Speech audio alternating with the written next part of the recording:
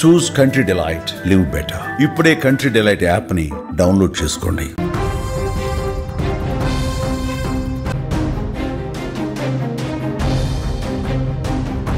Welcome to Suman TV.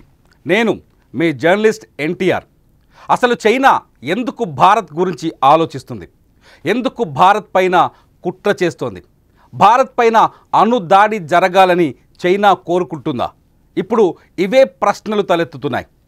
US world threat assessment రిపోర్ట్లో రాసిన విషయాలు, అమెరికన్ ఇంటెలిజెన్స్ పేర్కొన్న కొన్ని విషయాల్ని పరిశీలిస్తే చైనా భారత్కి అతిపెద్ద ప్రమాదకరంగా మారుతున్నట్టు అర్థమవుతోంది.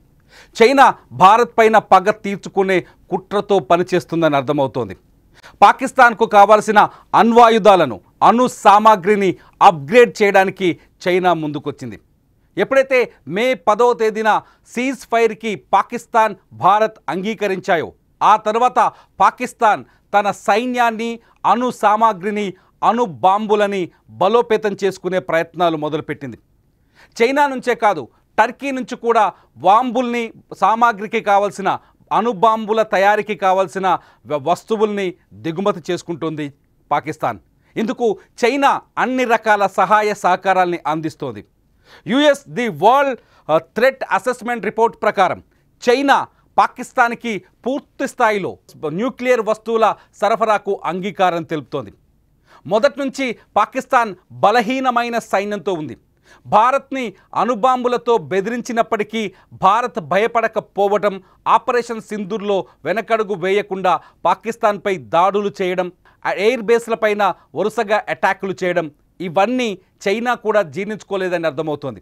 అందుకే పాకిస్తాన్ను అణుబాంబుల తయారీకి, భారత్కి పాకిస్తాన్కి మధ్య ఉద్రిక్తతల నేపథ్యంలో అణ్వాయుధాల ఆధునీకరణకి చైనా పాకిస్తాన్కి మద్దతిస్తోంది. ఈ మద్దతుని చాలా స్పష్టంగా మనం చెప్పొచ్చు, భారత్పై అణుబాంబుకు చైనా కుట్ర చేస్తోందని మనం పేర్కొనవచ్చు. చైనా చేస్తున్న ఈ కుట్రతో భారతదేశ భవిష్యత్తుకి ఇబ్బంది కలిగించాలని ఆ దేశం ఆలోచిస్తున్నట్టు చెప్పొచ్చు. పాకిస్తాన్ ఇప్పుడు చాలా స్పష్టంగా సైన్యాన్ని ఆధునీకరించుకునే పనిలో పడింది, అణుబాంబుల్ని ఆధునీకరించుకునే పనిలో పడింది, ఆయుధాల కొనుగోలు పనిలో పడింది. పాకిస్తాన్ టర్కీ నుంచి డ్రోన్లను, అధునాతన డ్రోన్లను కొనుగోలు చేస్తుంది.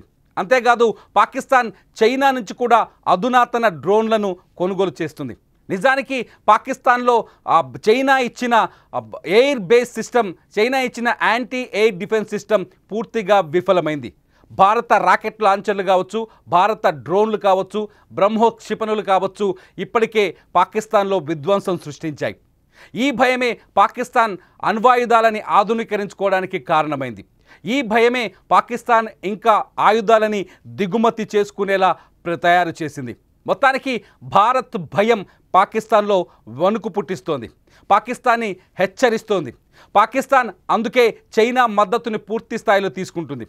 చైనాకి, పాకిస్తాన్కి ఉమ్మడి శత్రువు భారత్ కావడంతో పాకిస్తాన్కి ఎటువంటి సహకారానైనా అందించడానికి చైనా రెడీ అవుతోంది.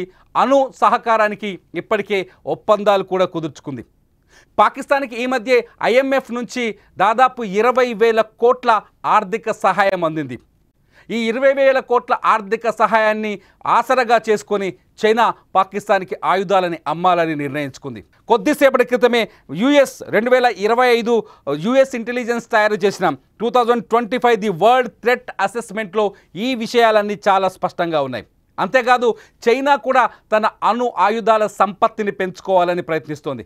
ఇప్పటికే చైనా దగ్గర 600 న్యూక్లియర్ వార్ హెడ్స్ ఉన్నట్టుగా ఒక అంచనా ఉంది. చైనా ఈ వార్ హెడ్స్ని మరింత పెంచుకునే ప్రయత్నం చేస్తున్నట్టుగా తెలుస్తోంది.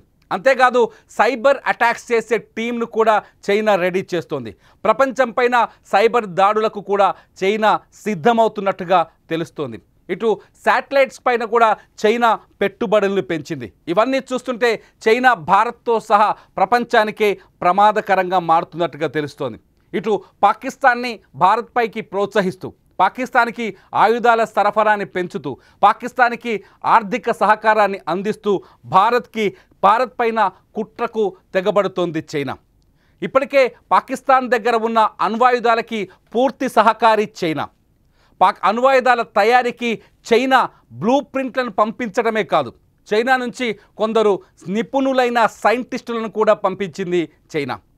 పాకిస్తాన్లో ఉన్న అణ్వాయుధాలు ఎప్పుడైతే పహల్గాం దాడి తర్వాత పాకిస్తాన్ మంత్రులు కావచ్చు, ప్రధానమంత్రి కావచ్చు, పాకిస్తాన్లో ఉన్న వాళ్ళు కావచ్చు, భారత్ని అణుదాడి చేస్తామని భారత్ని బెదిరిస్తూ వచ్చారు. ఈ బెదిరింపులకు కారణం చైనా అందించిన అణు సహకారమే.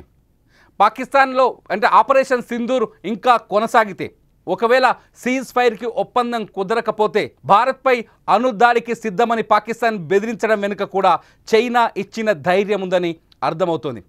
మొత్తానికి పాకిస్తాన్కు చైనాకు మధ్య ఏర్పడిన ఈ స్నేహ సంబంధాలు ప్రపంచానికి కొత్త థ్రెట్ను చూపిస్తున్నాయి.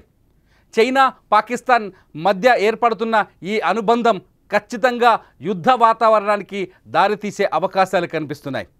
పాకిస్తాన్ ఎట్టి పరిస్థితుల్లోనూ వెనక్కి తగ్గలేదు. పాకిస్తాన్లో నిజానికి తీవ్రమైన ఆర్థిక కష్టాలున్నాయి. పాకిస్తాన్లో ప్రజలు ధరలు అదుపులో లేక అధిక ధరలతో తీవ్ర ఇబ్బందులు పడుతున్నారు. పహల్గాం దాడి తర్వాత భారత్ సింధు జలాల ఒప్పందాన్ని రద్దు చేయడం, సింధు జలాలకి అడ్డుకట్ట వేయడంతో పాకిస్తాన్ ఇంకా తీవ్రమైన ఆర్థిక ఇబ్బందుల్లోకి వెళ్ళిపోయింది. ఈ విషయాలన్నీ తెలిసి కూడా చైనా పాకిస్తాన్కి ఇంకా ఆయుధాలు అమ్మి ఆ డబ్బుని సొమ్ము చేసుకోవాలని ఆలోచిస్తున్నట్టు తెలుస్తోంది.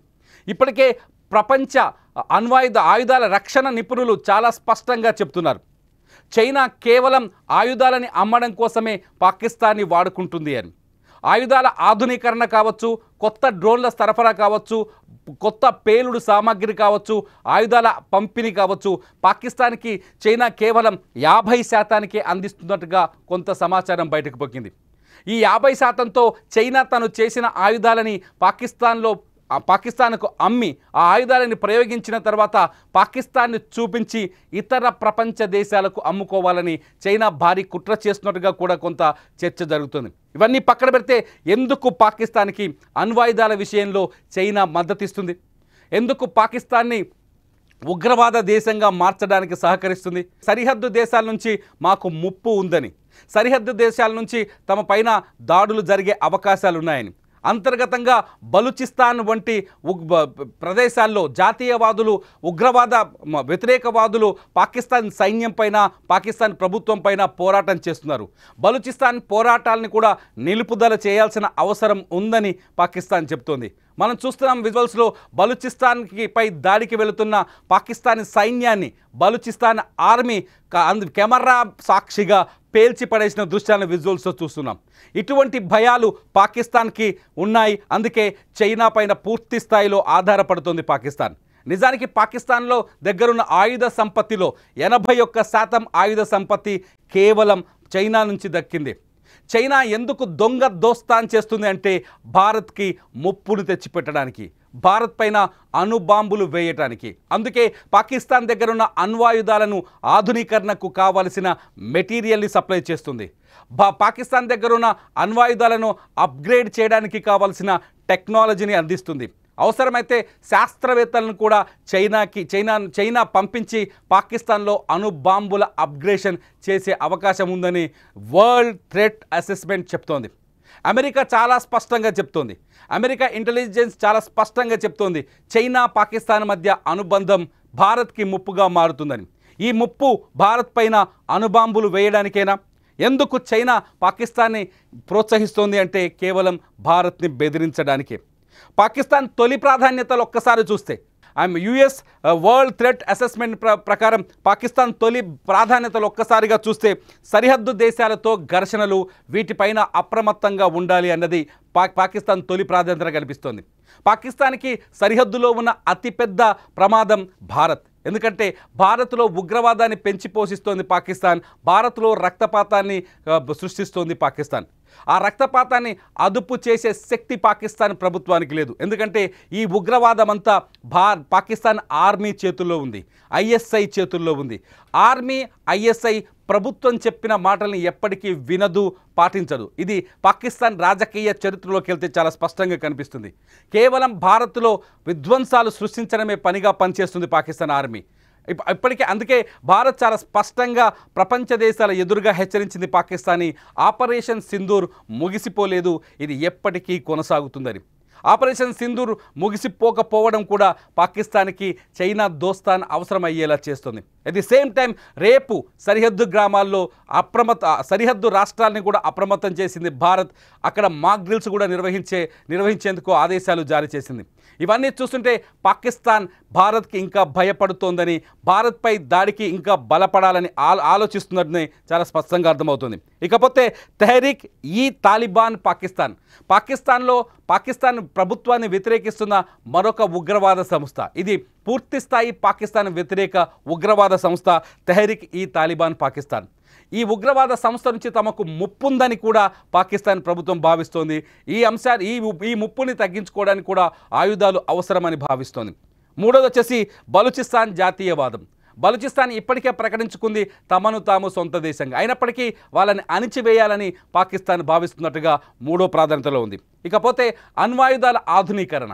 ఈ అణ్వాయుధాల ఆధునీకరణ కేవలం భారత్ని బెదిరించడానికి, భారత్ నుంచి ముప్పు ఉంది కాబట్టి ఆ ముప్పు నుంచి తప్పించుకోవడానికి అని చెప్తోంది ప్రపంచ దేశాలకి పాకిస్తాన్. మొత్తానికి రెండు దేశాల మధ్య ఘర్షణతో దక్షిణాసియాలో శాంతి భద్రతలు కాపాడుతామనే వంకతో చైనా పాకిస్తాన్కి ఆర్థిక సహకారం, అణ్వాయుధాల అప్గ్రేడ్కి సహకారం, డ్రోన్లు, మిసైల్స్ వంటివి సహకారం అందించడం ఇప్పుడు ప్రపంచ దేశాన్ని కూడా ఆలోచింపజేస్తోంది. ఎందుకంటే పాకిస్తాన్ ఒక ఉగ్రవాద దేశం, పాకిస్తాన్ ఒక పిచ్చి దేశం, పాకిస్తాన్ ఒక తలతిక్క దేశం.